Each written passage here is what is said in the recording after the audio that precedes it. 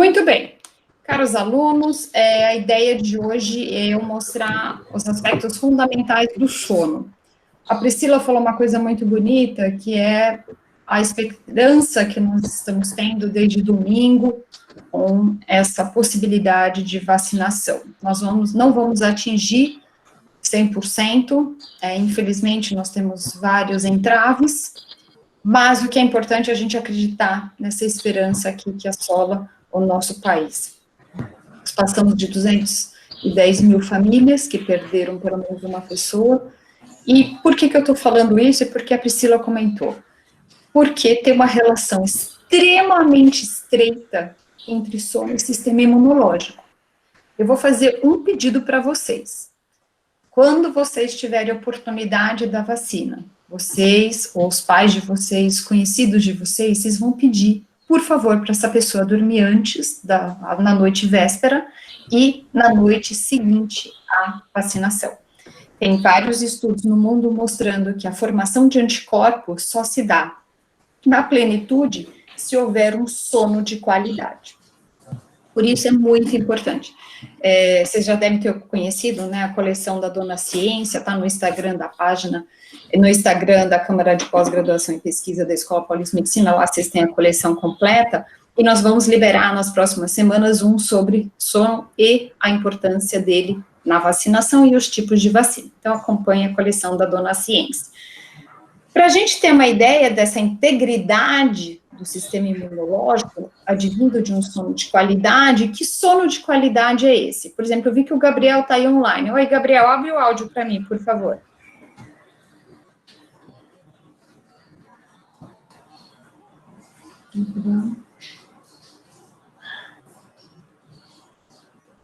Gabriel?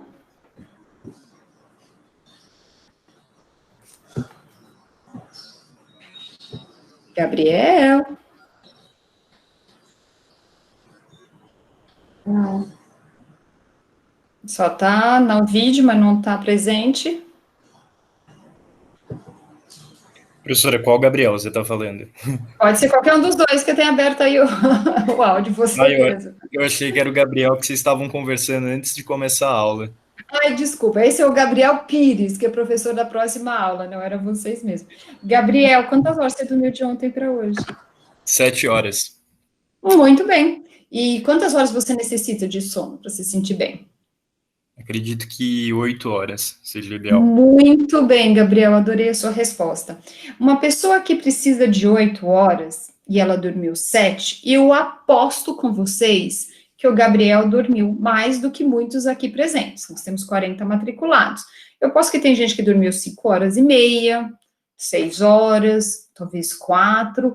Ou a Priscila, que ela ficou 8 horas deitada, mas ela teve fragmentação pelo adiantado da gravidez. Então, Gabriel, você diria que você está pelo menos 1 hora privado de sono? Sim.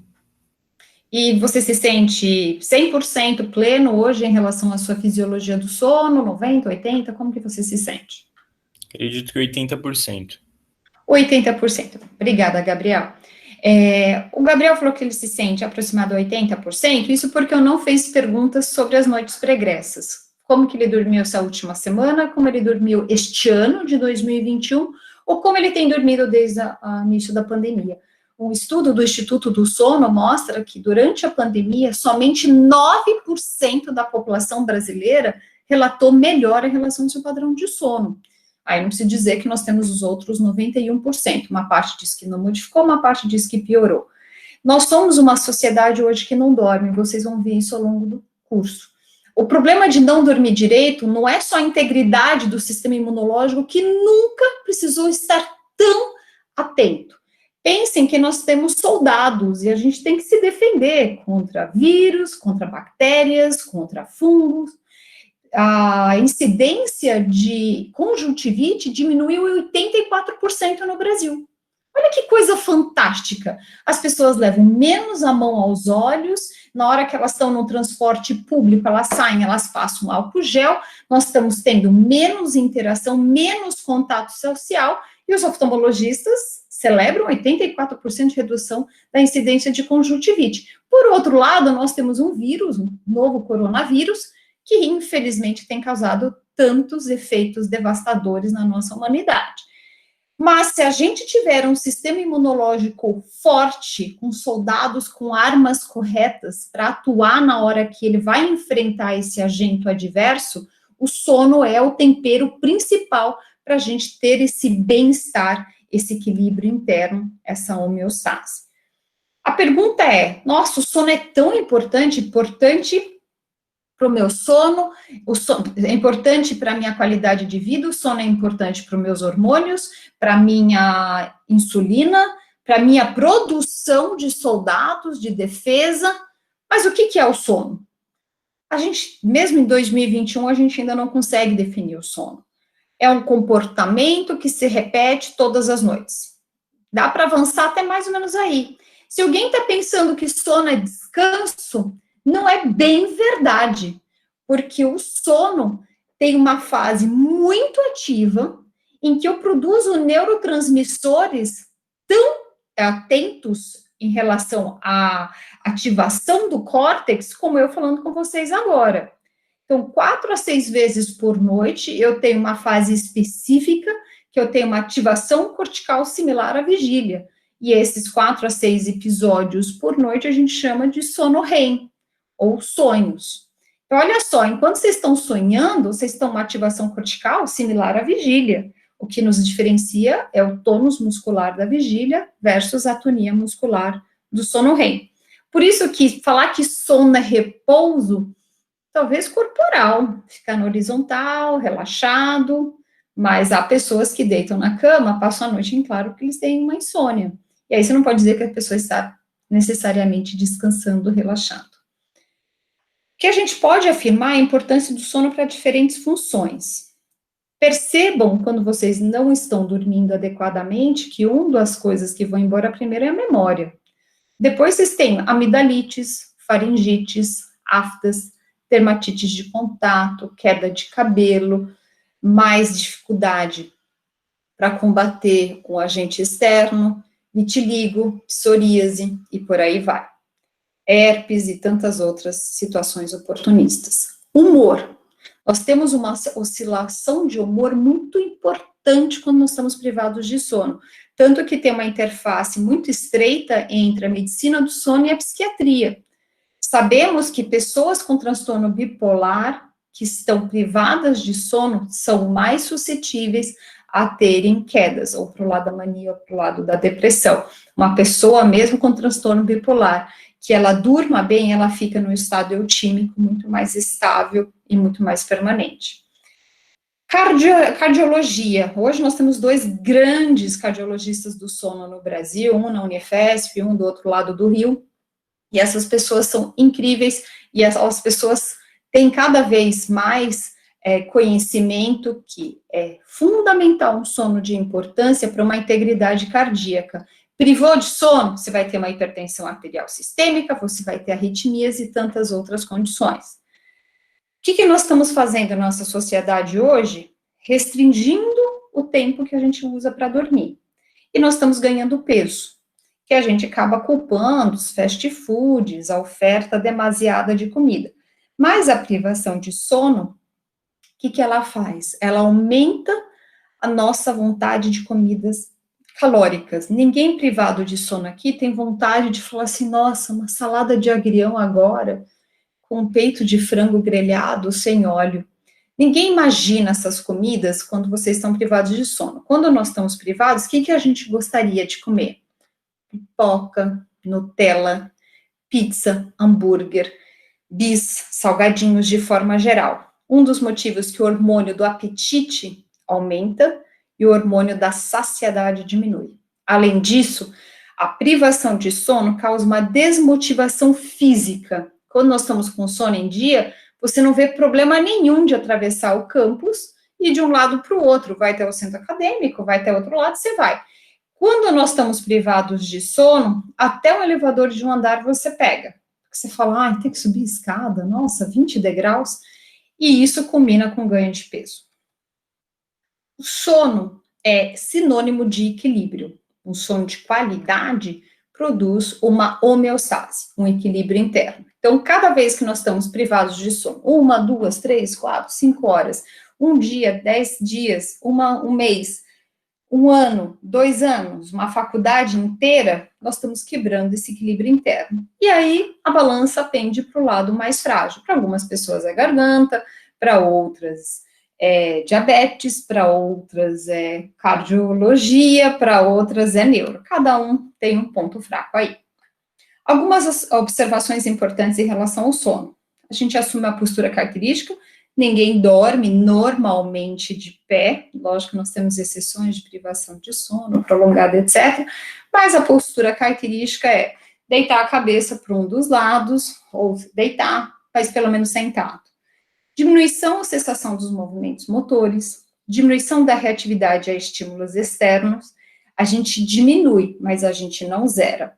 Tanto é que a Priscila, quando o bebê nascer, ela vai escutar a Maria Fernanda, mesmo um choramingo no outro quarto, porque ela vai ficar muito atenta aos estímulos externos.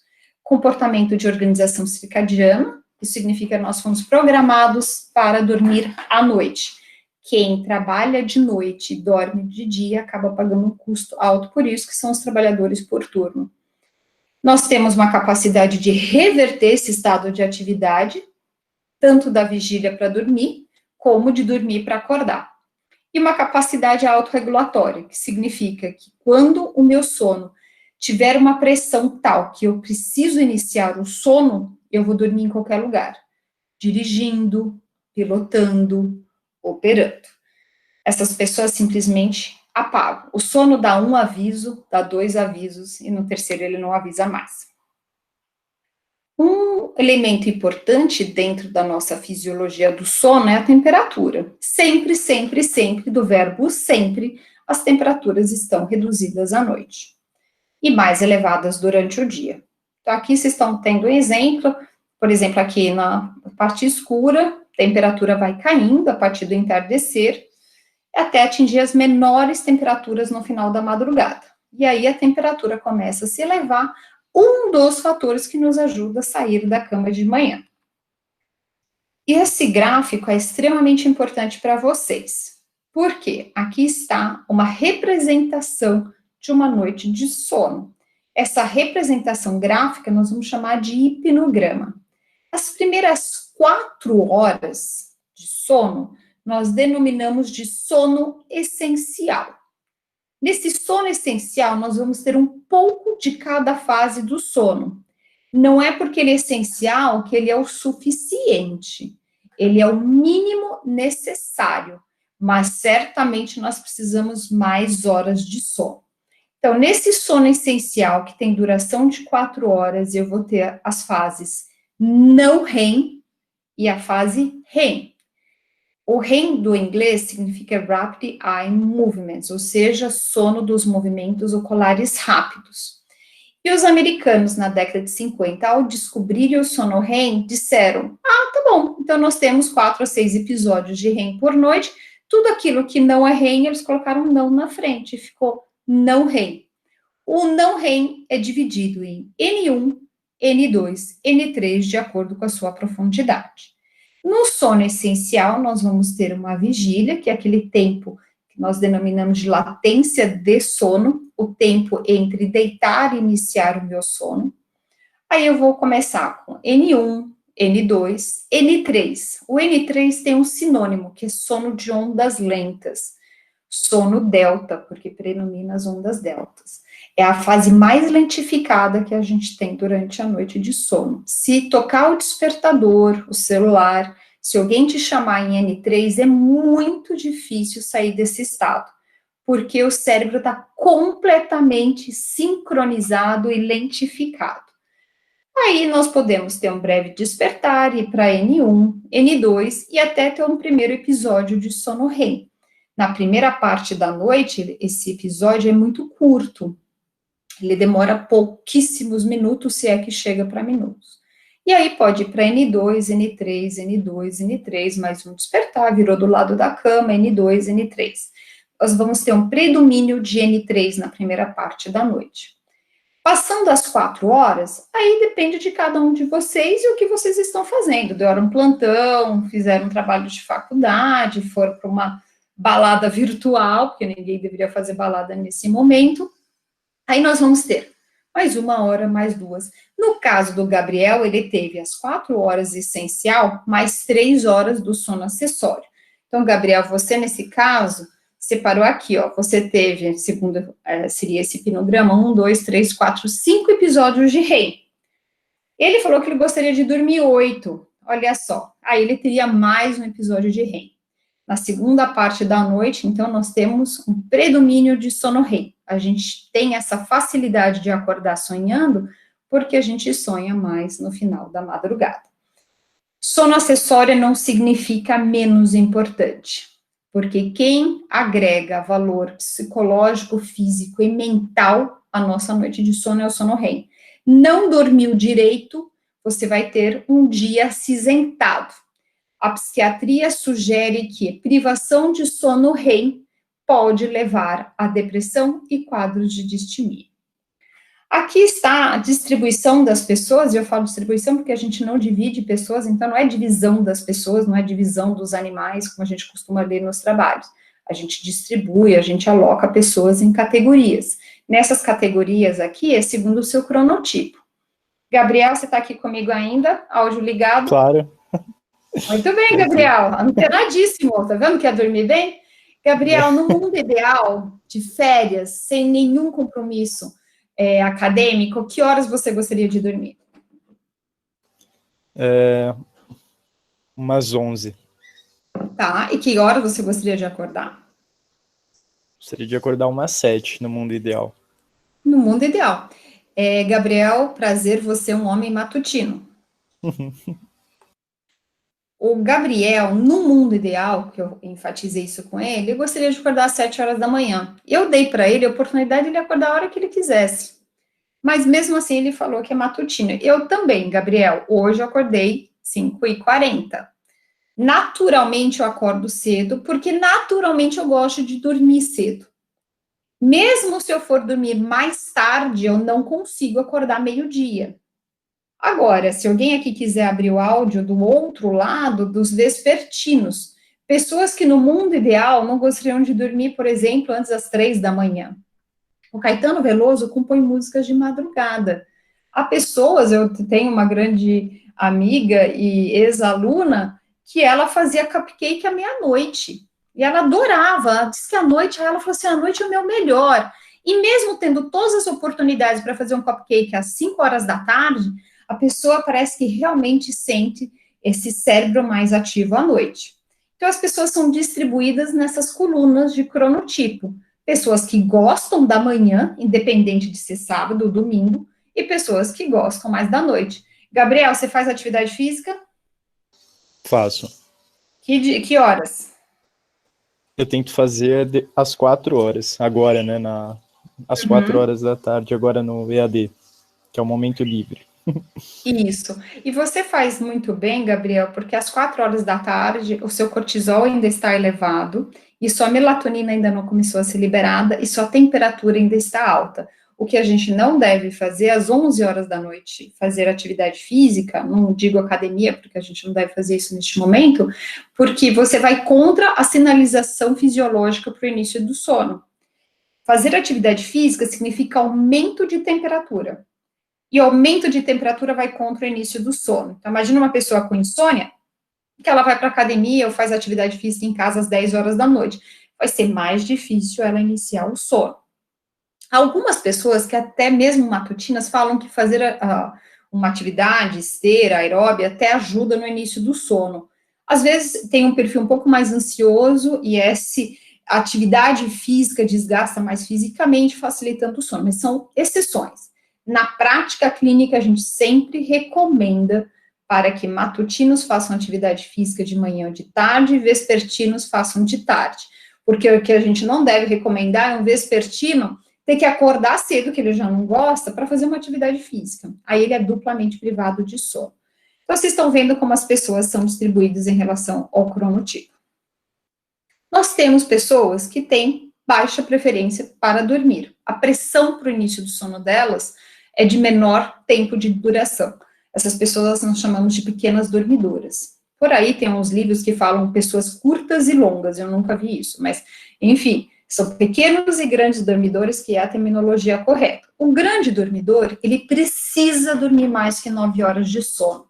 Eu acho que algumas pessoas já estão falando assim, então eu sou um grande dormidor. Espera um pouquinho. Será que você não está com necessidade de recuperar um sono perdido? Será que você não está com débito de sono? Aí você fala assim, 9 horas saciaria a minha vontade de dormir? Porque o grande dormidor, ele sempre foi um grande dormidor. Eu, por exemplo, conheço uma pessoa, uma ex-aluna, que ela sempre dormiu mais que 10 horas e meia. Fizemos polissonografia nela, ela não tinha nenhum distúrbio de sono, porque às vezes o distúrbio de sono faz aumentar a necessidade de sono, por não ter um sono de qualidade. Ela é assim, mesmo quando o bebê nasceu, ela dormia mais de 9 horas, ela precisava desse tempo de sono. E dormir mais de 9 horas, se você tira meia hora dessa pessoa, que é um terço de um ciclo de sono, a pessoa sente todos os efeitos deletérios da privação de sono. O pequeno dormidor não é aquele que só pode dormir 5 horas, é aquele indivíduo que sempre teve dificuldade de ficar muito tempo dormindo. E menos de 6 horas de sono por noite a gente já chama de pequeno dormidor. É aquele senhor, por exemplo, que tem todas as oportunidades para dormir até a hora que ele quiser, mas não adianta. Ele levanta no comecinho da manhã, no final da madrugada, já vai lavar o quintal, já vai buscar o jornal, já vai limpar a casa, ele não consegue. E ele não tem distúrbio de sono associado. A maior parte das pessoas dorme entre 7 e 8 horas. Mas eu quero sempre enfatizar, e eu sempre mostro essa figura, para dizer, uma pessoa que precisa de 8 horas, ela não tem que achar que ela está dormindo demais. A mídia vem de 7 a 8 horas, mas para facilitar a vida do repórter. E porque a maior parte das pessoas, eu perguntei para o Gabriel, ele falou, eu gostaria de dormir 8 horas. E se eu fizesse uma enquete com vocês, a gente teria uma curva de Gauss em que a maior parte fala 7, 7,5, 8 horas. Talvez nós teríamos uma pessoa que fala assim, acho que 6 horas e meia, para mim tá bom. E nós teríamos talvez algumas pessoas que não estão em débito de sono falariam assim, umas 9 horas, eu sempre fui desde pequeno uma criança que dormia muito na adolescência, eu queria dormir cedo, porque eu precisava dormir muitas horas, e a gente teria essa distribuição da curva de Gauss. Então, lembrando, o tempo ideal de sono é variável para cada um de nós. Não acreditem nesse número mágico que a mídia vende de 7 a 8 horas. Ao longo da vida, isso diminui. Então, vamos lá. Maria Fernanda vai nascer daqui a 7 dias, tá bom, Priscila? E aí, nós temos a Maria Fernanda, tudo dando certo, né, Pri? Dormindo de 16 a 18 horas por dia, que é tudo que a Priscila quer ouvir. Que a bebê dela, né, Pri, vai dormir 18 horas dentro das 24, correto? Claro que vai, só faltava não dormir, né? Uma pessoa que faz pós-doc, mentira do sono, vai ter uma filha que não vai dormir 18 horas? Jamais. Então, aqui a Priscila está fazendo, né, todo o trabalho durante a gestação, para a Maria Fernanda sair bem tranquilinha da barriga dela e ir para o berço, é que ela durma mesmo de 16 a 18 horas. Eu tenho algumas amigas que falam que isso é coisa de livro, porque na prática, na vida como ela é, a bebê não dorme tudo isso. Mas a Priscila é uma pessoa tranquila, a Cláudia também é, então eu acho que a Maria Fernanda vai ter muita chance aí de vir com 16, 17, 18 horas dentro das 24 horas. Logicamente, não é um sono consolidado único. Quando a Maria Fernanda for nascer, ela vai ter um sono de padrão polifásico, ou seja, acorda, dorme, acorda, dorme, acorda, dorme, para a privação de sono da mãe. Aí é com a Priscila, aí é com a família. Mas isso a gente já sabe que é inerente à condição de ser mãe. Porque ela precisa mamar e realmente tem um amadurecimento do sistema nervoso. Agora, o que chama muita atenção, que é extremamente peculiar e a gente não consegue explicar os motivos, é que a Maria Fernanda, assim como todos nós e todos os bebês, tudo que eles dormem no começo da vida, 50% disso é sonhando. Olha que coisa incrível, a Maria Fernanda vai vir ao mundo, uma criança abençoada de saúde, na maternidade, ela já vai ter 50% de sonhos. Aí vocês falam assim, mas espera aí, uma pessoa que acabou de nascer, um cérebro virgem de informação, com o que a Maria Fernanda sonha tanto? Se imagina, se ela dormir 18 horas abençoadas, 9 horas em 24 é REM. Pois bem, não tem explicação científica, algumas sugestões, algumas evidências que apontam que para amadurecimento do sistema nervoso central, o sono REM é o mais importante. Com o que a Maria Fernanda vai sonhar? O batimento cardíaco da Priscila, com a voz da Priscila, com o cheiro da Priscila, com o toque na barriga, com os sons que ela escutava dentro do ventre. Acredite, é porque a gente sonha com o nosso cotidiano. O cotidiano da Maria Fernanda é isso. Por isso, sugere-se tanto para as gestantes ouvirem músicas calmas, conversarem bastante com a bebê. O pai também tem que conversar bastante para ela ter reconhecimento do tom, do timbre de voz masculino. E assim a criança começa a reconhecer os sons que ela ouvia dentro do ventre. É com isso que a gente acredita que a bebê sonha. Esse sono REM vai diminuindo ao longo da vida. Então, essa diminuição do sono que a gente tem no transcorrer da vida se deve à diminuição drástica de sono REM. Desses 50% de sono REM que a gente tem ao nascer, a gente vai terminar com os reles 20%. E olha lá, se o idoso tiver uma saúde bem sucedida, que a gente diz, não ter doenças neurodegenerativas, etc. Então, assim, olha que vocês estão na faixa de adulto jovem, vocês estão aí com 20% a 25% de REM para quem está dormindo bem. Professora, tem uma pergunta aqui da Isabela. Tirar um cochilo durante o dia faz compensar as horas privadas durante a noite? Eu vou responder agora, mas eu tenho um slide mais para frente. Isabela, vamos lá. A gente tem um sono polifásico da Maria Fernanda. Acorda, dorme, acorda, dorme, acorda, dorme. Deixa eu até ver se eu não estou aqui. Aqui, pronto. Fonográfico. Isabela, olha só. Olha a bebê da Priscila, Maria Fernanda. Olha o sono polifásico que ela tem. Vigília, sono, vigília, sono, vigília, sono. Até a idade pré-escolar, esse padrão polifásico vai mudar para um padrão bifásico. E a Priscila vai aqui prometer na frente de todos que ela vai fazer a Maria Fernanda dormir o cochilo da tarde até pelo menos negrito, grifado, sublinhado, até pelo menos a idade pré-escolar. Me prometa, Priscila. Prometido. Mesmo se a sogra não deixar a Maria Fernanda dormir de tarde. Pode deixar, fica tranquila. Isso. Por que eu falo isso? Porque há vários estudos mostrando que as crianças, até a idade pré-escolar, que conseguem manter esse sono bifásico, ou seja, cochilo da tarde, são mais desenvolvidas cognitivamente, ou seja, vão ficar menos de exame no final do ano, menos repetição, menos tristeza para os pais, tá?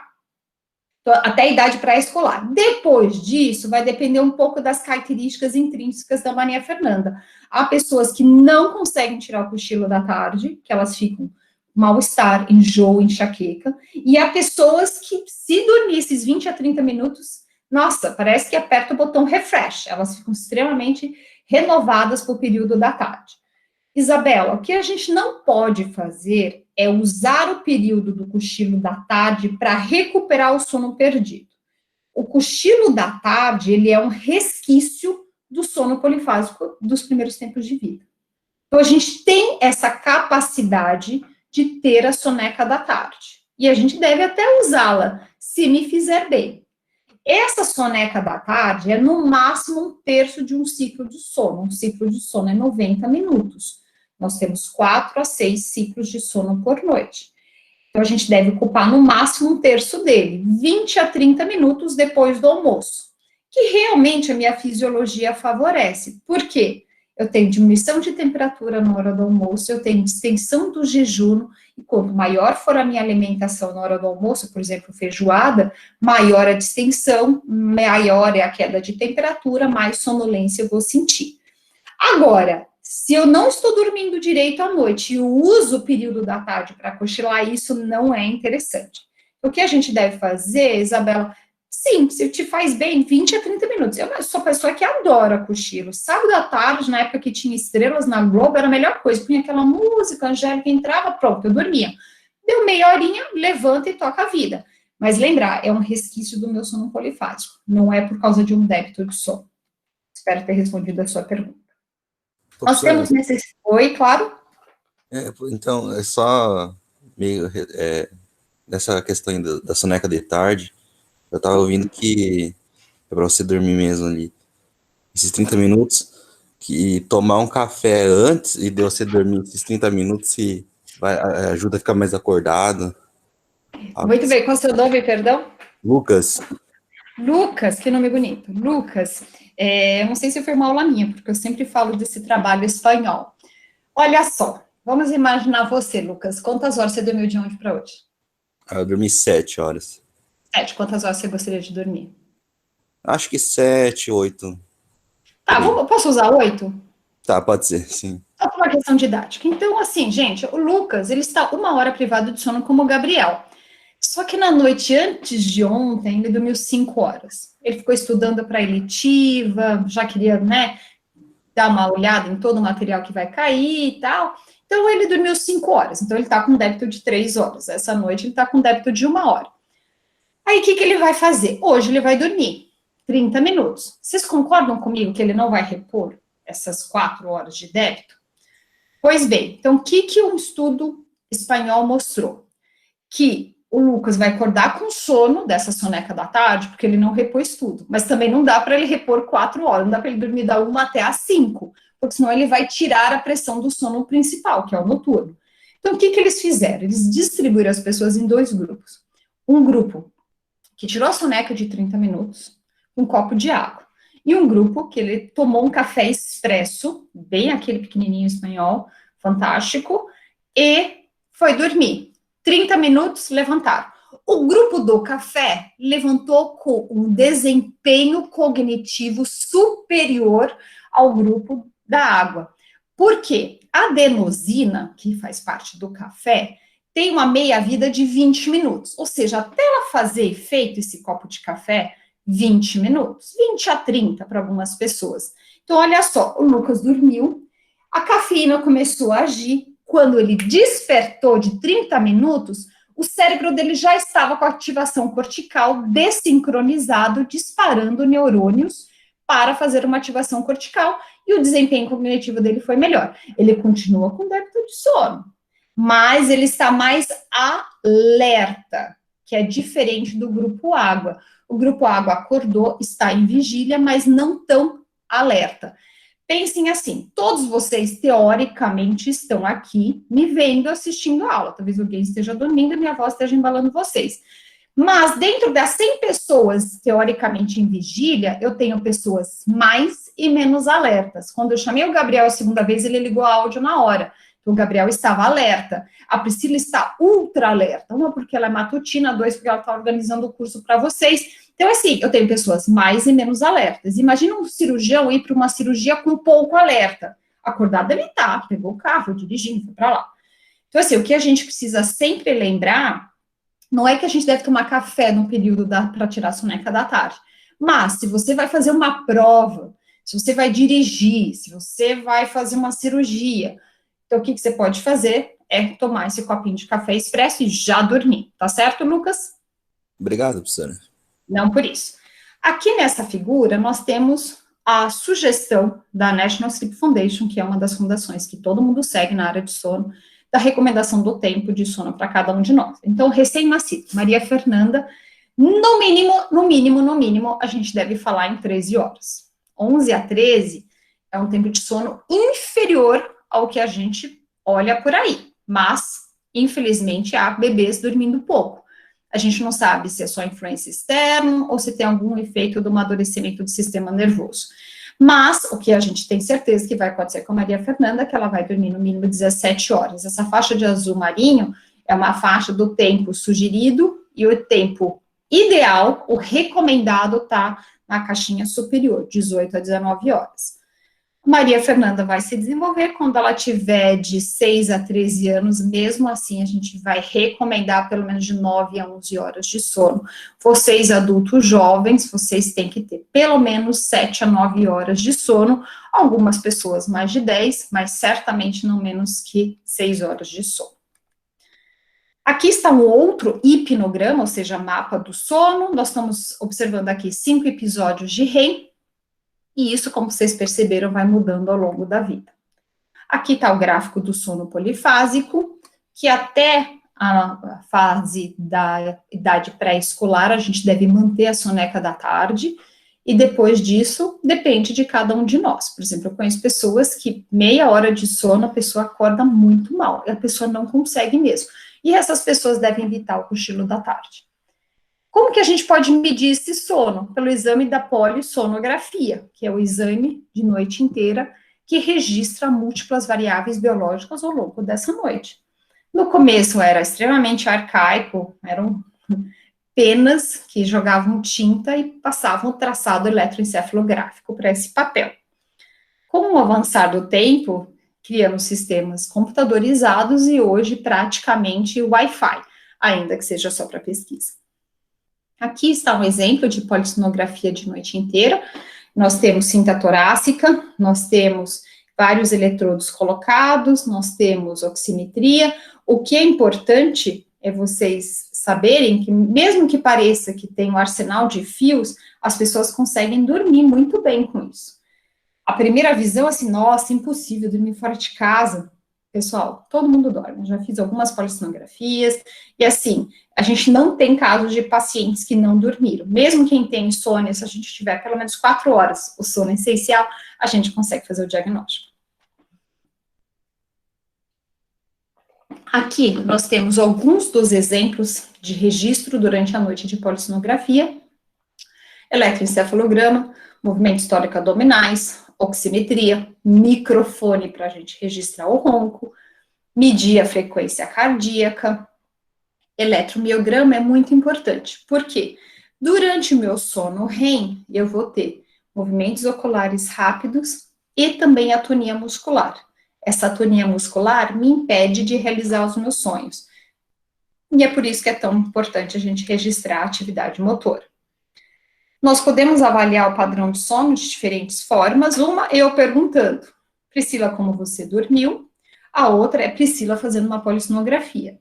A Priscila pode relatar que ela dormiu mal, como algumas pessoas ouviram aqui no início da nossa conversa. Ela fala: não tenho dormido tão bem. A barriga aumentada, pressionamento do diafragma, noctúria, tem vários fatores associados com o final da gestação. Ela pode ter uma impressão subjetiva de uma noite de baixa qualidade, mas talvez se a gente fizesse uma polissonografia, a gente conseguiria detectar, por exemplo, 5 horas e 45 minutos de sono, o que não é tão ruim para o final da gestação. Então, tudo depende do aspecto psicológico e do aspecto objetivo. Nas medidas objetivas, a polissonografia é padrão ouro, mas eu posso ter ainda a actigrafia, que é aquele relógio colocado no pulso, que mede não o sono, mede vigília e repouso. Nas medidas subjetivas ou qualitativas, a gente tem escalas e questionários. O indivíduo pode levar para casa um diário de sono, e ele vai responder por 14 dias como ele dorme, como ele acorda, se ele tirou cochilos durante o dia. A gente tem escalas de sonolência. Qual é a sua probabilidade de dormir assistindo o Faustão no final de semana? Aí você fala: muita. Qual a sua probabilidade de dormir dirigindo? E com isso a gente pode fazer pontuações da sonolência. Como eu mencionei, a gente tem o sono REM e não REM. O não REM dividido em fases N1, N2 e N3, e o REM não se divide. Aqui, características importantes. No não REM, eu tenho um cérebro sincronizado, menor atividade cortical, ou seja, uma lentificação do meu cérebro, e hipotonia. Durante o sono REM, daquele dos sonhos, eu vou ter um cérebro muito ativo, desincronizado, eu vou ter relaxamento da musculatura e a ocorrência de sonhos. E esses movimentos, vocês já devem ter visto, ou no colega, no irmão, alguém que vocês estão dormindo juntos, você não está com parceiro ou parceira, o que você pode fazer? Olha no cachorro, você vai ver o cachorro fazendo grunhidos, movimentos oculares, às vezes da orelha, às vezes de pata. Gatos também fazem isso, é muito fácil da gente detectar quando esses animais estão com sono REM, e a atonia muscular também está presente neles. Com o que a gente sonha? A gente sonha com o nosso cotidiano. Isso significa que desde março aumentou muito as queixas de pesadelo. Que pesadelos? Aglomerações, tinha esquecido a máscara em casa, esfregar as mãos. Eu mesmo lembro de um sonho que eu estava no aeroporto, eu saía correndo atrás do meu noivo, porque ele tinha esquecido a máscara comigo. E eu encontrei ele no finger, né, aquele braço que vai para o avião, e eu lembro aquele lugar apertado, aglomerado, e eu falava assim, mas eu tenho que te dar a máscara, eu tenho que te dar a máscara. E assim, aquele desespero de aglomeração. Esses contextos, máscara, álcool gel, aglomeração, não faziam parte do nosso cotidiano até março. E não faziam inserção no cenário de pesadelos. Pesadelo não é um distúrbio de sono. Ele nada mais é do que um sonho que eu não gosto do conteúdo. Se eu sonho com uma pessoa muito legal, eu digo que eu sonhei. Se eu sonho com um ladrão, eu digo que foi um pesadelo.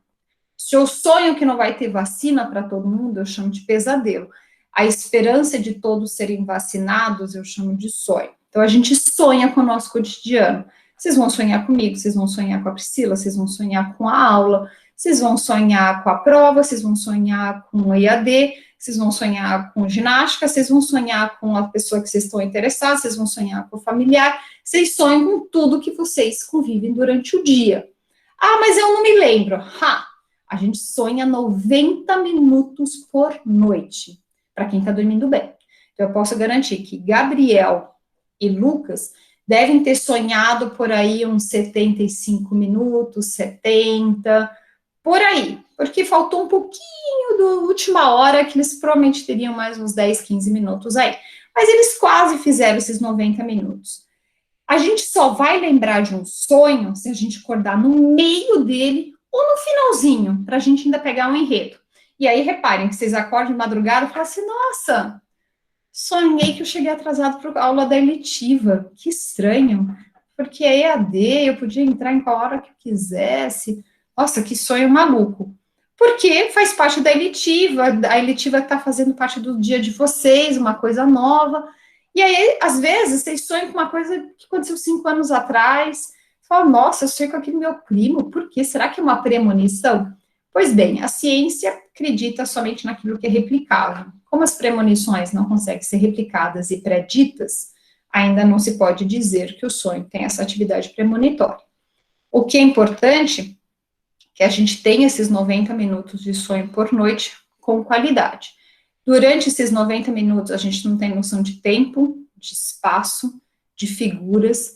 Reparem, a partir de agora, vocês podem sonhar com cachorro, mas não significa que o cachorro é formato de cachorro, pode ser num outro formato. Você vai sonhar com a Priscila, mas não significa no corpo da Priscila. Você fala, nossa, mas eu não lembro direito. Pois bem, porque tudo é modificado, o cérebro está repassando aquelas informações. Alguém que está grávida como a Priscila, ela está sonhando muito com Maria Fernanda, com o bercinho, com as roupinhas, com tudo, porque durante o dia inteiro ela está com a mão na barriga, as pessoas estão perguntando como ela está. Eu diria até que 90% do dia da Priscila passa pela gravidez. Logicamente, à noite ela sonha com essas preocupações, com esses anseios, com tudo que ela convive durante o dia. Ganhou um presentinho, fralda, a cor do quarto da Maria Fernanda. Depois que a bebê nascer, aí mais ainda que o pouco que a Priscila for dormir, ela vai sonhar com a Maria Fernanda. Quem vai comprar uma passagem aérea para finalmente estar vacinado e poder viajar e sonhando com essas férias, vai sonhar muito com essas férias. Mas lembrando, a gente não tem por que guardar um enredo de 90 minutos por noite. Então, o cérebro descarta essa informação e a gente só vai lembrar de um ou outro sonho ou pesadelo que ativou mais o sistema simpático. Fisiologia do sono. Então, vamos lá. Como que acontece o sono ao longo dos sistemas?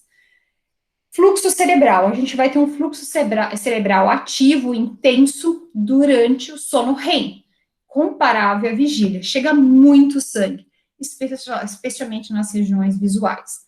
E límbicas, porque o límbico permeia aí as emoções. Durante o sono não REM, o metabolismo é reduzido e o fluxo sanguíneo também. Vocês vão ter essa aula gravada, então não se preocupem, vocês anotem aquilo que for mais importante para vocês. Enquanto na primeira parte da noite, que tem mais o predomínio de N3, e o sono não REM de forma geral, a gente tem uma lentificação cardíaca. Chegando na segunda parte da noite, que acontece mais, Cada episódio de sono REM, a gente vai ter um disparo do coração, chegando a 30% de aumento da pressão arterial. Olhem que coisa incrível. Esse aumento de 30% tem que voltar ao normal. E aí vai para o não REM. Aí você vai ter um novo episódio de REM. Aumenta 30%. Essa subida e essa descida a gente chama de descenso noturno. Em vocês que são jovens saudáveis, isso acontece com um dinamismo incrível. Agora, se o sujeito for apneico, ele não consegue voltar à linha de base e ele acaba tendo a hipertensão arterial sistêmica. No sistema respiratório, no sono não REM, ele é estável ou instável. Mas vamos esquecer o instável, por quê? Somente nos primeiros minutos da noite a gente tem uma respiração instável. Parece que o cérebro ainda não pegou o jeito de dormir. Então é mais fácil de acordar, a respiração ainda não está regular. Na hora que se avança para N2 e N3, a respiração fica extremamente constante e regular. Se vocês tossiram ou espirraram, isso faz vocês despertarem. Ninguém tosse ou espirra dormindo. Na segunda parte da noite, com predomínio de sono REM, aí a respiração, cada episódio de REM é irregular, não é frequente, não é consistente, ele é totalmente errático. Observem de novo um cachorro sonhando, vocês vão ver a respiração dele. É completamente fora de padrão. E é nessa hora que o coração pode parar, tá, gente? Se alguém morreu dormindo, morreu sonhando. Em relação ao sistema hormonal, então olha só, na hora que eu vou começar a adormecer, eu tenho liberação de GH, que começa geralmente uma hora depois do início do sono, e aí ele vai se acumulando a noite inteira. Então, GH, ele é sono dependente. Dormiu, começa a liberar GH. O cortisol tem que estar reduzido para induzir o sono. Imagina sofrer um assalto na porta de casa às 10 horas da noite e depois pedir para você dormir com qualidade. Você não vai conseguir. Fisiologicamente, o cortisol está sempre baixo à noite. Agora, se eu for para o computador, olhar as redes sociais daquela pessoa que eu gosto, da pessoa que eu não gosto, ou acompanhar o noticiário político, ou descobrir que não tem vacina como a gente imaginava, se eu descobrir que caiu um avião com todas as vacinas que trariam os insumos da China, se eu colher qualquer informação negativa, o meu cérebro absorve isso também de forma negativa e acaba aumentando mais meu cortisol. Nunca façam DRs à noite. Se for fazer, faz de manhã. O cortisol está elevado, já resolve a parte, né, de DR de manhã. À noite, só atividades relaxantes e tranquilas. No final da madrugada, o cortisol começa a se elevar para expulsar a gente da cama. A prolactina tem seu pico na primeira parte da noite, mas o aumento progressivo faz a gente ter a maior concentração no final da noite. Não necessariamente ela é liberada no REM, mas ela tem o acúmulo no final da noite. Testosterona, ela tem um aumento e liberação durante os episódios de REM. Todos os episódios de REM têm aumento de testosterona. A testosterona está sempre alta de manhã pelo acúmulo de noite inteira. De noite, antes de adormecer, a testosterona está bem baixa. TSH, ela acontece mais na primeira parte da noite e ela tem um declínio gradual ao longo da noite. E a melatonina está alta a partir do entardecer, especialmente nas primeiras horas do sono. No final da madrugada, ela está reduzida. Então, olha só esse alerta. Todos nós, seres humanos normais, temos redução de alerta durante a madrugada. Isso significa que dar plantão, significa que dirigir ou estudar às 3 horas da manhã, seu alerta é muito baixo. É melhor fazer isso durante o dia. As nossas temperaturas, como eu falei do verbo, sempre estão baixas à noite, e a secreção de GH, o hormônio de crescimento, maior nas primeiras horas do sono. Olha só que coisa interessante. Enquanto a melatonina está alta, que é a partir do entardecer, ela começa a diminuir, porque ela não é o hormônio do sono, ela é o hormônio da escuridão. Então, ela começa a subir a partir do entardecer e vai aumentando, aumentando, aumentando, como vocês estão vendo aqui no gráfico da direita. E aí, ela está reduzida durante a fase do dia. A melatonina tem que, para as pessoas que estão fazendo uso de melatonina, elas devem ter isso com prescrição médica.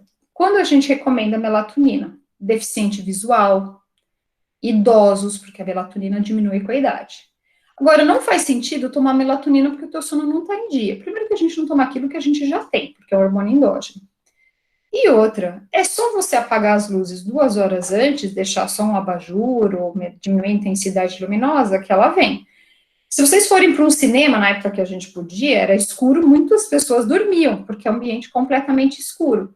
O que a Priscila vai me prometer é que quando nascer a Maria Fernanda, durante o dia tem que deixar tudo aberto, né, Priscila? Você sabe disso. Cortina, barulho de enceradeira, todo mundo conversando. A Maria Fernanda tem que saber que as sonecas durante o dia são com luz e episódios mais curtos. À noite, a Priscila sabe que a bebê não precisa ter abajur, tudo apagado. O corredor, todo mundo vai lá, dá de mamar, acende só uma luzinha, porque a gente tem que ensinar para a criança a liberação de melatonina. Na melhor dos casos, com 3 meses tem essa liberação feita. Se não deu muito certo até os 3 meses, a gente sabe 6 meses. Com 9 meses, consolida a liberação de melatonina nos recém-nascidos. E a curva do cortisol é inversa.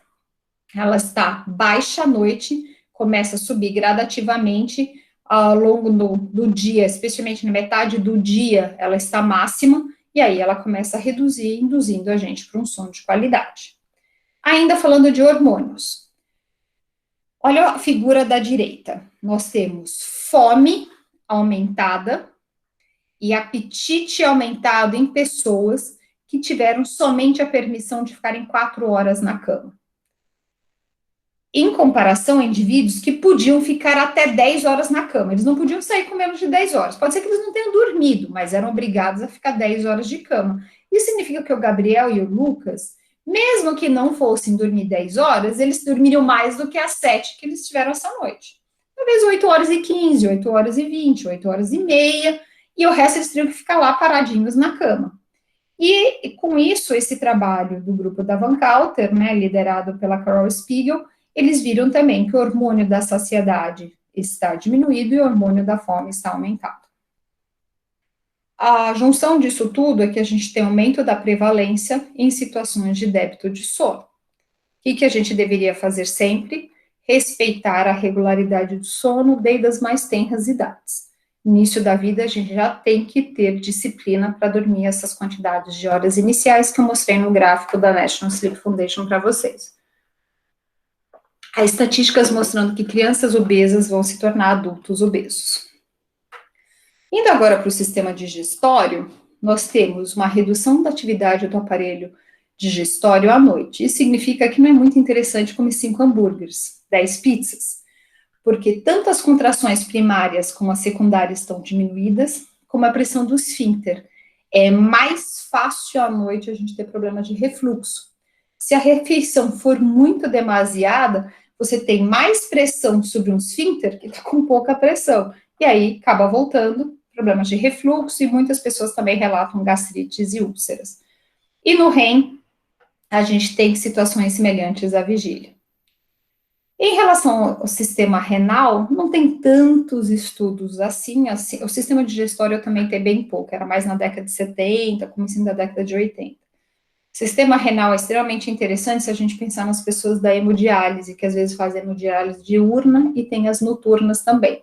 O que é importante é que a gente tem menor filtração glomerular e menor formação de urina à noite. No sono REM, é a menor formação de urina que existe. O corpo se preserva para ter essa atividade intensa do cérebro.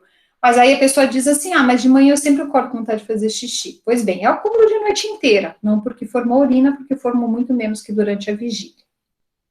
E aqui está o trabalho muito importante, do lado esquerdo, da Tânia Lange, uma alemã, que até veio para o Brasil, ficou uma semana na Unifesp conosco, e que ela mostra que há uma redução de 97% na formação de anticorpos de indivíduos que não dormiram bem, nem antes, nem depois da noite do dia da vacinação. A vacinação aí, no caso, era hepatite A. A gente não sabe ainda em relação à Covid-19. Mas o que é muito importante, e eu pedi isso para vocês, quem não estava no começo da aula, quem acordou agora, quem, por favor, Priscila, vamos fazer isso de questão de prova, a importância do sono para a formação dos anticorpos frente a desafios de vacina. Pois não?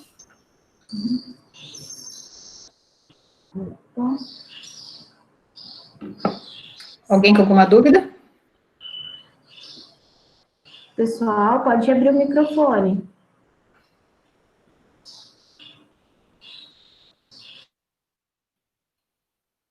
Tá, eu vou continuar, se ninguém tiver dúvida. Olha só esse gráfico aqui da direita. Eles deram um desafio imunológico da gripe. Então, essa vacina da gripe. Oi?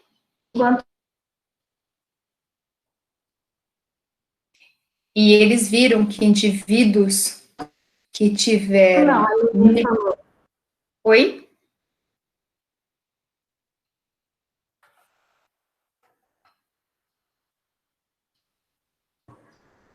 Alguma dúvida? Alguém gostaria de fazer pergunta? Não, acredito que Então não. vamos continuar. Aqui, nesse trabalho, eles deram o desafio imunológico da vacina da gripe e eles viram que indivíduos que dormiram menos tinham mais chances de terem a gripe. A vacina foi menos eficaz. Numa época que a gente fala tanto da eficácia, porque a vacina A tem uma eficácia de 50,78%, porque a vacina B é 90%. Nós estamos tão preocupados com a eficácia. De verdade, ontem eu falei com uma imunologista, ela falou, olha, eu dou meu braço direito e meu braço esquerdo para tomar vacina, seja ela qual for.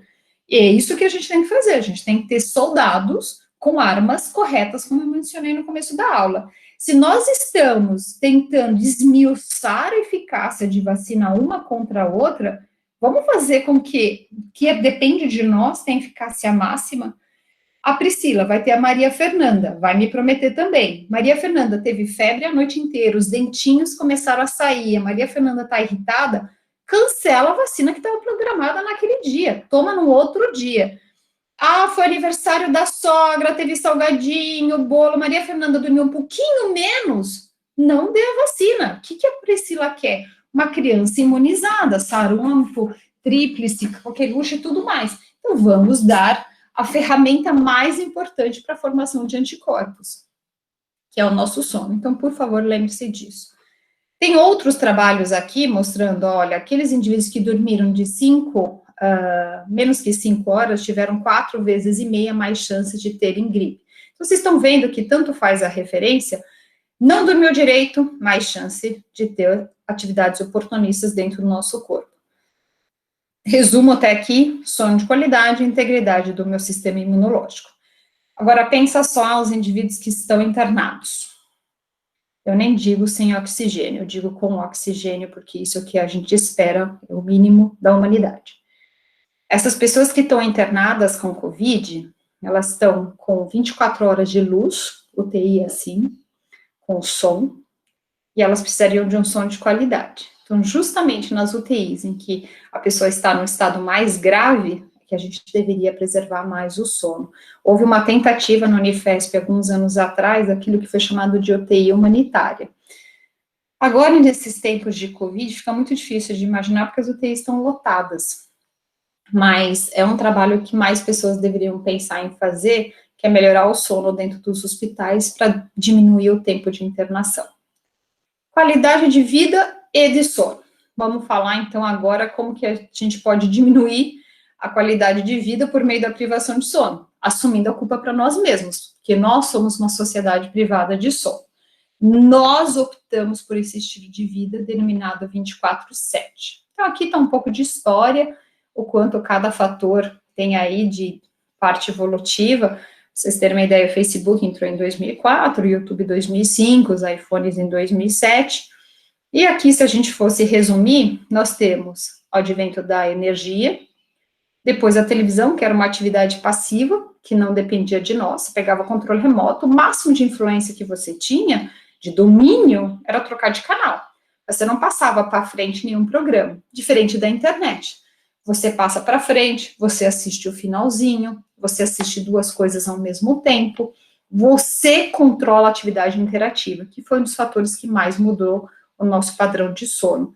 Mas a entrada dos smartphones aí foi crucial para a gente reduzir o tempo de sono, porque agora eu levo esse dispositivo para o quarto. Vocês não são da época, mas eu lembro do início da década de 90 com internet. Era discada, poucas pessoas tinham, ocupava a linha telefônica. Então, não era uma coisa que você podia ficar muito tempo, os pais reclamavam, então, assim, tinha que dividir com o tempo das pessoas da casa, era muito caro.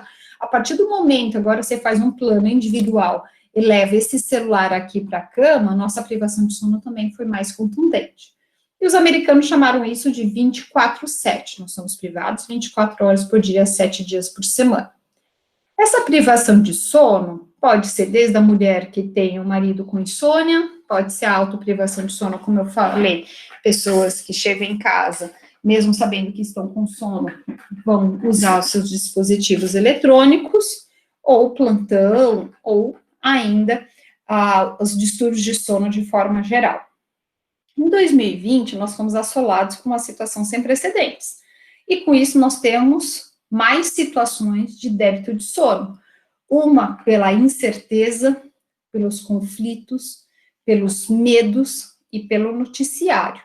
Tudo isso veio como uma avalanche negativa em cima do padrão de sono, e como eu mencionei, somente 9% da população brasileira relatou no estudo do Instituto do Sono que melhorou seu padrão de sono. Possivelmente eram pessoas muito privadas de sono, por exemplo, um vespertino, que ia normalmente, no mundo ideal, deitar às 4, 5 da manhã, só que ele entraria no emprego às 6 da manhã. Ele não consegue dormir cedo, ele estava sempre privado de sono. Fazendo o famoso home office, ele consegue dormir na hora que ele gostaria e trabalhar na hora que ele almeja. E também as pessoas começaram a relatar dormir mais tarde e acordar mais tarde.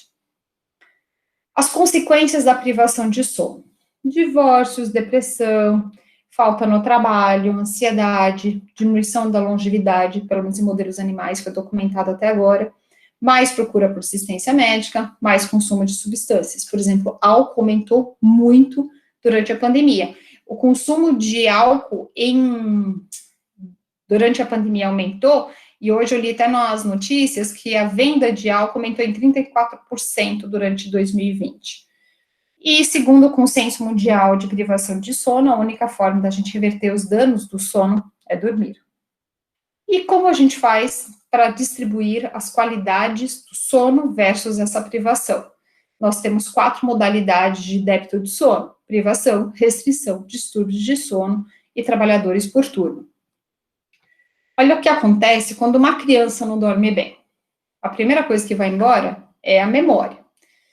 As crianças que são privadas de sono, diferente dos adultos que ficam mais sonolentos, mais devagar, mais fadiga, as crianças ficam hiperativas e irritadas.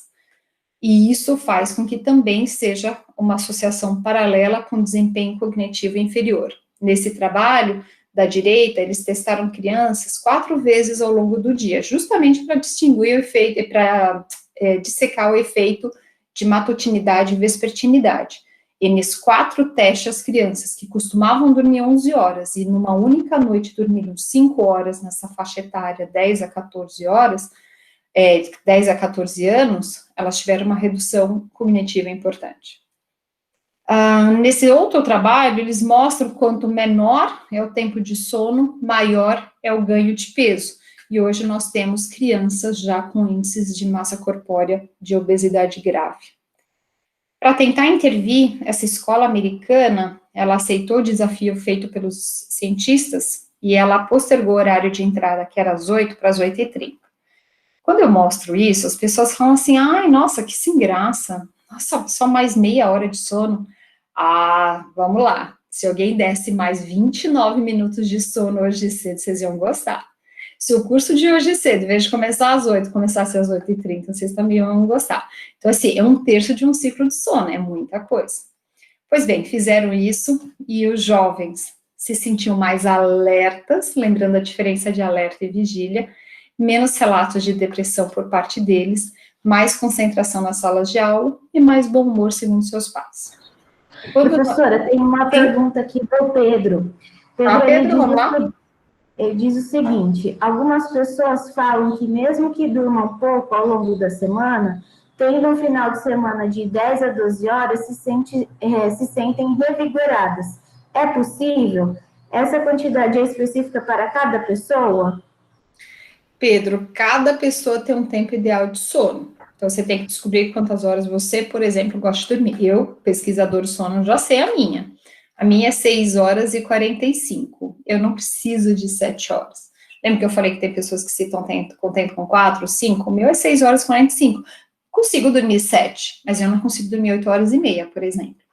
Essa é minha característica, mas eu também estou mais perto dos 50 do que eu estou da casa dos 20. Essa recuperação de sono nos finais de semana, muitos chamam de jet lag social, porque há uma privação de sono durante a semana e uma recuperação nos finais de semana.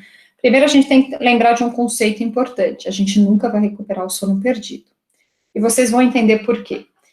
O Lucas e o Gabriel me falaram que gostariam de dormir 8 horas por noite. Tá, então vamos imaginar que os dois ficaram estudando a noite inteira para a prova da eletiva, a noite em claro os dois. Foram muito bem na eletiva, saiu a prova, resultado, Priscila vai soltar na hora para vocês, tudo ótimo. Isso significa que o Lucas e o Gabriel precisam dormir as 8 horas basal e as 8 horas que eles estão devendo. Ninguém dorme 16 horas. Com isso, desde a década de 60, 70, com vários trabalhos, eles mostram que a gente nunca vai repor. Ninguém está dizendo que a vida está encerrada para as pessoas privadas de sono, mas talvez abreviada, que é o que acontece nos trabalhadores por turno. Eles têm mais câncer, mais arritmias, mais diabetes, mais hipertensão, mais divórcio, mais depressão, mais acidentes e por aí vai.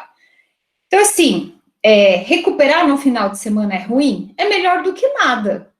Se vocês estudam, trabalham, chegam em casa às 11 horas da noite e ainda tem que estudar, tomar banho, jantar, pelo menos no final de semana se recuperar um pouco, eu diria que é melhor literalmente do que nada. É o ideal? Não. Continua tendo os problemas de déficit de sono e cai nessas consequências que eu estou mostrando aqui para vocês de privação de sono. Então, olha só em relação ao apetite. Uma pessoa que dorme 7 horas, que no caso é ideal para ela tem o nível X de fome e apetite. Se ela passa a noite em claro, isso aumenta. Nesse trabalho da direita, da Van Coulter, ela mostrou que 3 noites sem ter o sono de ondas lentas, aquele que é o N3, que é um dos mais profundos de lentificação cerebral, 3 noites sem ter o N3 tem diminuição da resistência à insulina, ou da sensibilidade à insulina, a pessoa fica no estado pré-diabético.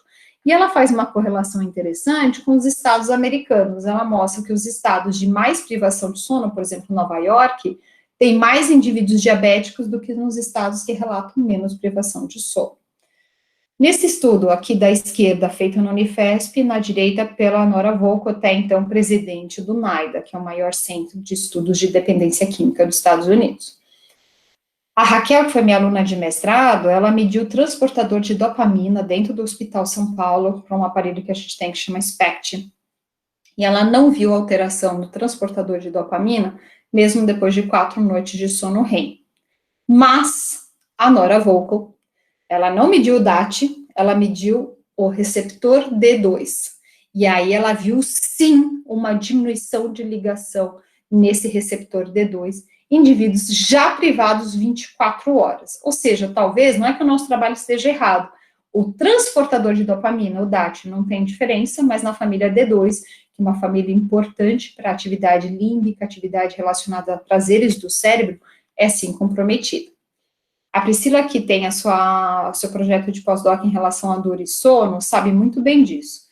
E esse trabalho, eu acho que exemplifica de uma forma sine qua non. Pessoas que dormem menos de 6 horas, que precisavam mais do que isso, sentem dor no dia seguinte, é uma ativação dos nossos receptores, e dormir menos que 3 horas, há muito mais queixas, essas queixas são potencializadas e virando um ciclo vicioso.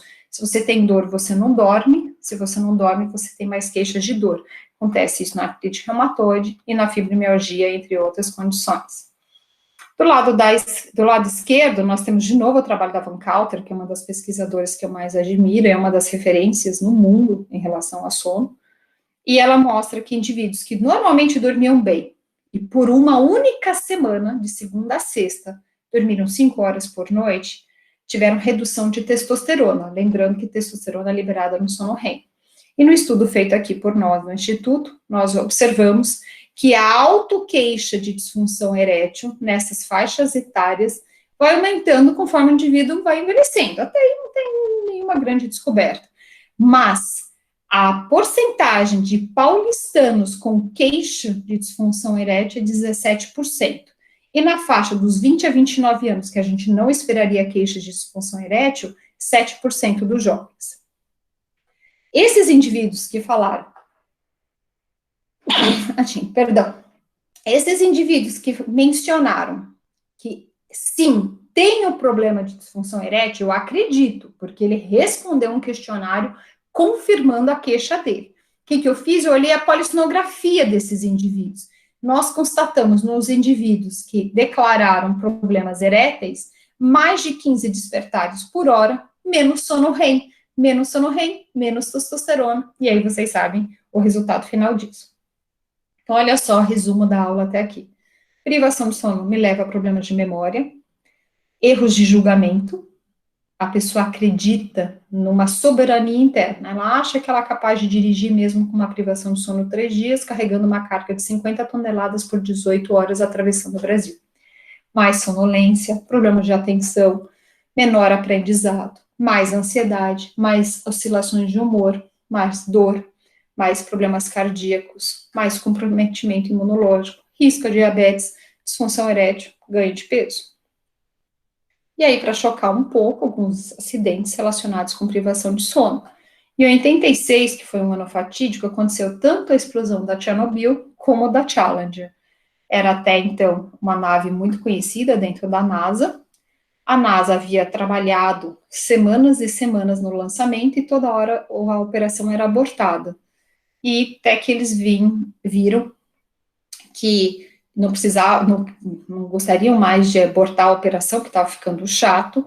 Vai ser na quinta-feira, cancela, e por aí vai, que eles resolveram forçar um pouco os trabalhadores que trabalhavam no invólucro da nave. E aí, infelizmente, houve erro humano, muito porque eles trabalharam mais de 23 horas consecutivas para consertar e fechar completamente o invólucro, escapou um pouco de combustível dentro da nave e explodiu na frente do mundo inteiro, inclusive matando a primeira pessoa civil, que era uma professora de ciências, que daria uma aula de ciências do espaço, que é essa senhora de cabelo encaracolado, mais na parte inferior. À 1h23 da manhã, depois de mais de 20 minutos de disparo sonoro na torre, houve a explosão da Chernobyl, com repercussões mais drásticas já vistas até hoje em relação à radiação que se espalhou pela Europa. Mais recentemente, em 2009, cai um avião fazendo um trajeto triplo, ponto A até B, B até A até B, caindo perto de Nova York, e a Comissão de Transporte Aéreo de Segurança americano diz que o desempenho dos pilotos foi muito que possivelmente prejudicado pela fadiga, já que eles estavam vindo de itinerário triplo, e a copilota, no caso, tinha acabado de dar à luz, tinha passado a noite anterior como passageira de Los Angeles até Milwaukee, e o piloto, há indícios que ele também tinha uma saúde comprometida. Em 2010, um outro acidente, caiu, matando todos a bordo, e quando eles foram resgatar a caixa preta, eles observaram que havia o som de 2 roncos do piloto e do copiloto, que a gente nunca gostaria de estar no avião, sabendo que o piloto e o copiloto estão dormindo. Eu não trouxe nessa aula, mas eu tenho um recorte de jornal, de um avião em que o piloto cancela a subida da aeronave, alegando fadiga e cansaço. A companhia aérea alega que organizou a escala de trabalho. Agora eu imagino a coragem de um piloto de dizer: não tenho condições físicas e mentais de fazer este voo. Alguém vai pressionar esse piloto para subir o avião? Então, só é uma reflexão para vocês a que ponto a privação de sono chega na nossa sociedade. O risco de morrer à noite é 3 vezes maior. Pensem nisso quando a gente for para o Guarujá no final de semana e falar: não quero pegar trânsito, então eu vou sair às 4 horas da manhã. O problema não está em nós, porque a gente confia na nossa direção. E lembrar que a privação de sono exacerba a minha confiança. O problema está em quem está no outro lado. Reparem quantos acidentes nós estamos sendo testemunhas às 4 horas da manhã de um avião batendo ônibus, batendo de frente com o outro, caindo na ribanceira. Quantos acidentes a gente não observa? Sempre no período noturno. Distúrbios de sono. Um terço da cidade de São Paulo tem apneia obstrutiva do sono. Um terço das mulheres da cidade de São Paulo tem insônia diagnosticada em laboratório do sono. 70% das grandes cidades brasileiras têm queixa de distúrbios de sono, ou seja, condição de saúde pública. E para terminar, é assim, sono é saúde. Então, na época que nós estamos vivendo agora, eu não estou pedindo para vocês diminuírem o acesso ao celular, tudo que ele proporciona nas nossas vidas. Eu estou pedindo só para filtrar que momento que ele deve ser usado. Recomenda-se pelo menos 1 a 2 horas antes do início do sono, ele ser retirado. Não é tanto pela luz que as pessoas ficam preocupadas. Se eu colocar luz âmbar, se é luz azul, luz branca. O que é importante que ele faz privação de sono é atividade estimulante para o nosso cérebro. Uma atividade interativa. Coloca lá no Google, dieta, ele vai pôr boa, rápida e barata. Ele completa a informação para nós. Por isso que é muito importante a gente fazer essa redução de estímulos perto da hora do início do sono. Manter o distanciamento até a gente ter vacina para todos, máscara, álcool gel e um sono de qualidade. Com isso, a gente vai conseguir colocar a palavra sono nas nossas vidas, aumentar a qualidade dela e certamente esperar para a gente ter mais tempo para a gente conseguir chegar até a vacina e voltar a gente poder se abraçar e conviver em sociedade. E como a gente pode fazer para ter um sono melhor? Evite comer demais antes do início do sono, evite ficar pensando em problemas, eu sei que é fácil falar, evite bebidas estimulantes, evite celular ao lado da cama, lembrar de tirar ele 1 ou 2 horas antes, evitar atividades físicas intensas, porque ela eleva a temperatura, evite bebidas alcoólicas que privam de sono REM, mantenha um ambiente favorável, estabeleça horários regulares, isso é o mais importante. O cérebro gosta de tomar café da manhã, almoçar e jantar nos mesmos horários, e também dormir. Se cada dia você dorme no horário, o cérebro não sabe qual é o início do sono. Então, regularidade é o segredo para não produzir radicais livres. E com isso, valorizem o sono de vocês, que certamente assim nós vamos poder ter uma vida com mais qualidade. Vamos lá, dúvidas?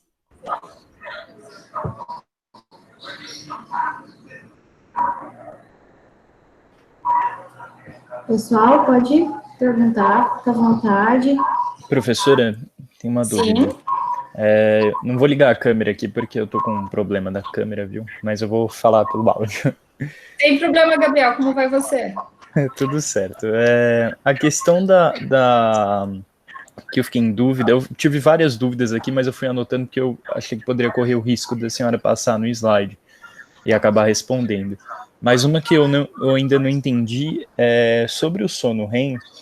No diagrama que a senhora mostrou, acredito que no terceiro slide, ou segundo slide, me parece que quanto mais horas nós dormimos, maiores são as chances de nós interrompermos um sono REM. Porque a frequência, né, nas primeiras 4 horas tem um sono REM, nas últimas 4 horas são os 3 sono REM, né? Então, eu sempre ouvi que há um problema aí quando nós interrompemos o sono REM. E eu não consigo entender porque por qual questão evolutiva, nosso sono REM ele é aglomerado ali no fim do sono. Porque me parece que o sono REM seria o pior, né, a ser interrompido entre o N1, N2 e N3 ali, né? Ou tá errado isso? Gabriel, vamos lá. Gabriel, vamos por partes. Se você tiver que acordar numa fase, acorde em REM. Então, esse é o primeiro conceito que tem que ficar importante. Não é ruim acordar em REM, é bom acordar em REM. O pior fase para acordar é no N3. Então, olha só, a sua ativação cerebral durante a vigília, você conversando comigo, eu posso afirmar que você está alerta, porque você notou, você fez recuperação de memória do segundo ou terceiro slide, então você é uma pessoa que está alerta aqui comigo. O seu grau de alerta e ativação cortical é semelhante ou igual, idêntico ao durante o sono REM. Quando a gente acorda em sono REM, o cérebro está aquecido, ele está pronto para levantar. Em N3, você está na fase mais lentificada que tem. até você perceber o que está acontecendo, a chance de inércia do sono é muito maior no sono de ondas lentas, é muito ruim acordar em N1, N2, N3, especialmente em N3. Evolutivamente, eu não sei te dizer por que ele foi colocado na segunda parte da noite. Há quem especule que nas primeiras 4 horas você tem um pouco de cada fase do sono, meio que é o que tem. É que nem eu sempre dou exemplo, né? Arroz, feijão, bife, salada. Você garante o seu almoço, mas o que você precisa para tornar a vida um pouco mais colorida e doce é a sobremesa. Mas você só pode comer sobremesa depois que você comer arroz, feijão, bife, salada. Então, assim, Gabriel, se você tiver que acordar, acorde em REM, muito melhor para o seu cérebro, para você se sentir pronto, disposto para levantar, mesmo que esteja faltando horas de sono. Tá, entendi. Eu acho que então fiz confusão. É que sempre ficou na minha cabeça como o REM do sono mais importante. Eu não vou dizer que ele é mais importante, porque ele só acontece depois de uma noite de 4 horas de sono REM. As pessoas que estudam sono, elas têm muita dificuldade, e ninguém ousa dizer assim, o N3 é mais importante que o REM, porque todos eles somados é que dão a qualidade. Tanto que eu bato na tecla que há pessoas aqui com 6 horas e meia, pessoas com 9 horas e meia. A gente precisa de um sono de qualidade. O sono de qualidade advém das suas fases do sono na sua porcentagem ideal para você. No caso, eu tenho certeza que você deve estar aí com uns 25% de REM, saudável, jovem, sem nenhuma doença associada, certo? Diferente de um idoso, 75 anos, com diabetes e tudo mais. Então, assim, não dá para dizer quem é mais ou menos importante, mas se tiver que acordar, acorda em REM. Tá bom, tá bom. Outras dúvidas aqui, só tem mais duas. Aquela parte, me corrija se estiver errado, a senhora disse que são 90 minutos de sonho, de sonho, né? De sonho. Por noite, distribuídos em 4 a 6 ciclos. Tá, esse sonho, esses 90 minutos, eles são contínuos ou ele tem alguns momentos de sonho ao longo do sono? Eu posso voltar no slide? Lembra que tem um hipnograma? Aí tem as primeiras 4 horas, depois tem as seguintes. E aí tinha umas faixas vermelhas que são do sono REM. Então, a gente tem 4 a 6 sonhos por noite. Não significa que eu só tenho um sonho com eu ganhando a chance de me vacinar. Significa que eu tenho 4 a 6 episódios de REM ao longo da noite, totalizando 90 minutos. Então, divide 90 por 4 a 6. Os últimos episódios da noite são maiores. Por isso que é maior a chance da gente lembrar dele. Se tocar o celular, se cair um copo na cozinha, se o vizinho tocou sua campainha, é mais fácil, maiores as chances, porque o episódio é mais longo. Mas é 90 minutos dividido por 4 a 6. Os primeiros minutos são bem curtinhos, na primeira parte da noite, os últimos são bem mais longos. Tá, entendi. E o outro tem aquela parte lá, né, do grande dormidor e do pequeno dormidor, né? Isso é só uma coisa que eu sinto às vezes. Eu até comentei, né, da questão de dormir 8 horas para mim, porque eu percebo que se eu durmo muito, acontece uma coisa que meu pai não consegue entender. Ele fala para mim, como é que você acorda com sono? Eu durmo muito e eu fico com sono o dia inteiro, e eu não sei como funciona isso, porque me parece que, poxa, eu extrapolei o tempo, eu deveria estar super acordado. Corretíssimo, Gabriel, você extrapolou. Você gosta de feijoada? Gosto. Um prato de feijoada é uma delícia, não é? Uhum. 5 pratos de feijoada são como? Não dá. Você extrapolou. Um prato de feijoada, nossa, no sábado, friozinho, chuva, que delícia. Aí você vai lá por gula e repete, um pouco mais de feijão, um pouco mais da couve e uma fatia de laranja, certo? Não dá para extrapolar para 5 pratos de feijão. Não dá. E é isso que acontece. Explica para o seu pai que a gente tem um tempo ideal de sono. E algumas pessoas, não são todas, tá? Se elas extrapolam intencionalmente, porque acordou domingo de manhã, era 9h30, falou assim, não tenho nada a fazer hoje. Nossa, quer saber? Vamos ficar aqui na cama. E por acaso vão dormir, acordam com enjoo, enxaqueca, dores dentro do ouvido, mal-estar que vai te acompanhar o dia inteiro. É que nem comer 5 pratos de feijoada, vai demorar para você fazer a digestão delas. Então, é normal, quando uma pessoa extrapola as horas de sono, sentir-se não adequado para aquele dia. Então, o que a gente deve fazer eu durmo 6 horas e 45, Gabriel, meu tempo ideal. Eu dormi 7 horas e 10, não é problema. Mas se eu chegar às 7 horas e 40, esquece. Já aconteceu comigo.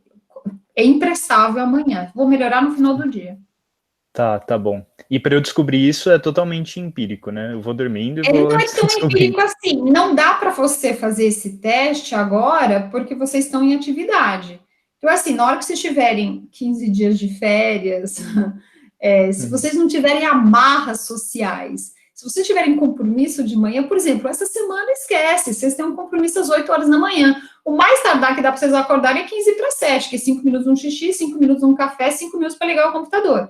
Então, assim, vocês precisam não ter compromisso de manhã para você descobrir, não tenho nada para fazer amanhã cedo, você me disse, eu gostaria de dormir às 11, acorda às 7. Tá, com curso ou sem curso. Então, você precisa ter pelo menos 14 dias sem nenhum compromisso para você descobrir livremente que horas você tem sono, e aí você tem que dormir naquele horário, não pode ficar no celular, Netflix, e que horas você naturalmente acorda. E aí você consegue desenhar seu cronotipo, seu tempo ideal de sono. Eu tenho uma amiga que mora nos Estados Unidos, ela é da meia-noite às 8. Ela falou que ela já tentou. Se ela dormir às 11, não é tão bom. Se ela dormir 1 hora da manhã, foi demais. É meia-noite às 8. É a janela ideal de sono para ela. Então, cada um tem a nossa janela e o tempo ideal de sono. Tá bom, obrigado, professora. Não por isso, Gabriel, obrigada a você. Professora, a gente tem uma pergunta do Pedro Marins, que ele pergunta o seguinte, esse sono ideal de 7 ou 8 horas precisa ser invariavelmente durante a noite? Um trabalhador noturno, por exemplo, que durma às 8 horas que ele precisa dormir amanhã e tarde, vai ter algum prejuízo relacionado ao sono? Deixa eu entender, uma pessoa que precisa de 8 horas, eu não entendi amanhã e a tarde aí. Bom, um trabalhador Deixa eu noturno, botar no chat. por exemplo, durma no chat. Esse sono ideal de 7 ou 8 horas precisa ser invariavelmente durante a noite? Sim, Pedro. Nós fomos programados para dormir à noite. Os trabalhadores por turno que dormem, mesmo que seja 8, 9, 10 horas durante o período diurno, não têm a mesma qualidade. E vocês sabem disso. Vão para uma balada, vão para uma, sei lá, ficar estudando de madrugada. Mesmo que vocês estiverem o dia inteiro para não fazer nada, ficar de pijama, o sono diurno ele não tem a mesma qualidade. E vocês, pela aula que eu dei até agora, já deveriam saber uns motivos, mas eu vou vender aqui de graça as informações. Temperatura durante o dia está alta, dificulta o início do sono e a qualidade dele. Cortisol está alto durante o dia, dificulta a consolidação do sono. Melatonina está baixa, ou seja, nós temos sinalizadores do sono que eles estão antagônicos durante o dia. O trabalhador por turno, vamos imaginar, uma enfermeira do Hospital São Paulo, ela saiu de manhã, depois de ter trabalhado a noite inteira, ela chega em casa, toma um cafezinho gostoso, café com leite, um copo de suco, mamão, pão, comeu super bem, toma um banho e vai dormir. Não é porque ela pode ficar até 5 horas na cama que ela acorda com a mesma qualidade. Sono noturno é sempre, sempre, sempre melhor. Que durma 8 horas que ele precisa durante a manhã, vai ter prejuízo? Sim. Maior parte dos trabalhadores por turno paga com a sua saúde. Como eu mencionei, mais arritmias, mais hipertensão, mais depressão, mais câncer, tanto em homens e mulheres. Tem muitas consequências deletérias à saúde para os trabalhadores de turno.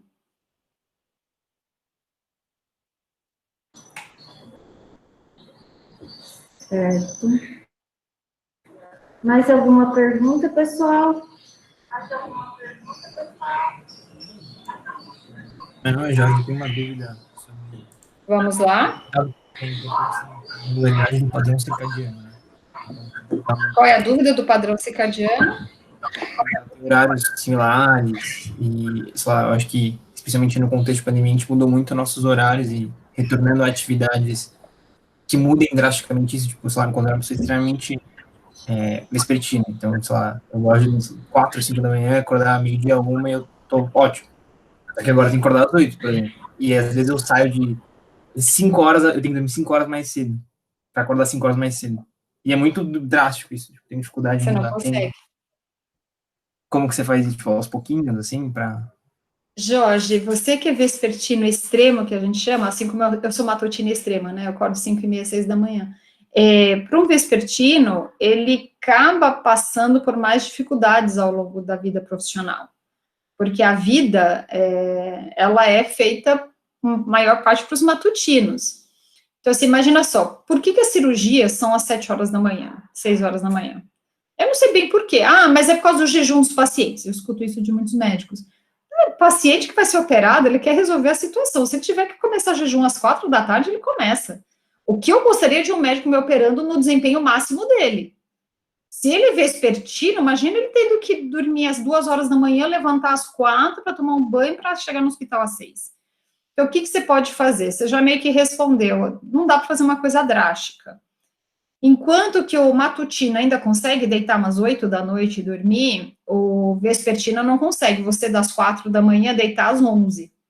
O que você pode fazer é assim, você tem o seu tempo ideal, a sua janela de oportunidade de sono, digamos que seja às 4 da manhã.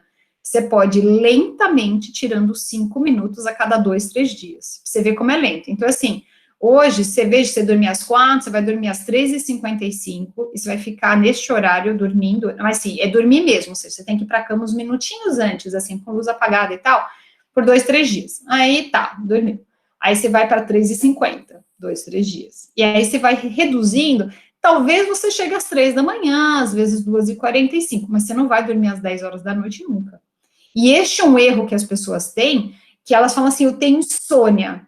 Aí, quando você vai ver, ela não tem insônia, ela é um vespertino que tentou dormir às 9 da noite. Se o horário ideal é às 3, não tem como você não dizer que essa pessoa vai ter um sono de qualidade fora da janela de oportunidade.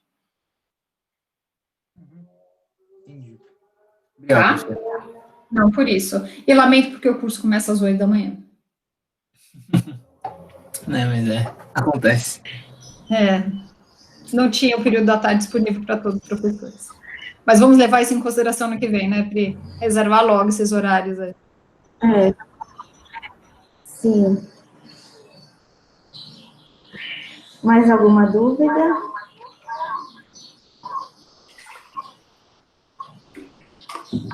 Se vocês não têm dúvida, de qualquer forma, eu vou ficar online. Se eu não me engano, Oi? Se eu não me engano, pessoal, a eletiva, né, o curso eletiva, ela é sempre das 8 ao meio-dia. Isso é uma norma da universidade, né? Disciplina optativa, você pode fazer fora do horário, mas eletiva é sempre das 8 ao meio-dia. É uma norma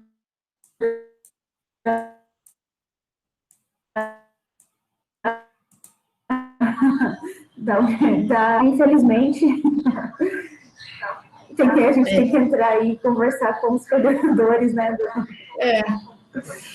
Para eu vou continuar online com vocês. Pri, o teu som está um pouco ruim. Tá certo. Melhorou? Melhorou. Eu vou continuar online com vocês. Nós vamos fazer um intervalo o quê? Quantos minutos, Pri? Uns 15? 15 minutos? 15 minutos, então a gente volta às 10h10 com a aula da Priscila e vou continuar online. Se vocês tiverem dúvida, eu estou aqui olhando o chat. Vocês têm meu e-mail também, que a Priscila já passou o meu e o dela. Então, nós estamos à disposição para mais dúvidas que venham a surgir, tá? Agora vamos tomar ali um café para renovar as energias e a atividade cerebral para aprender tudo com o desempenho cognitivo máximo para a aula da Pri. Até daqui a pouco, pessoal.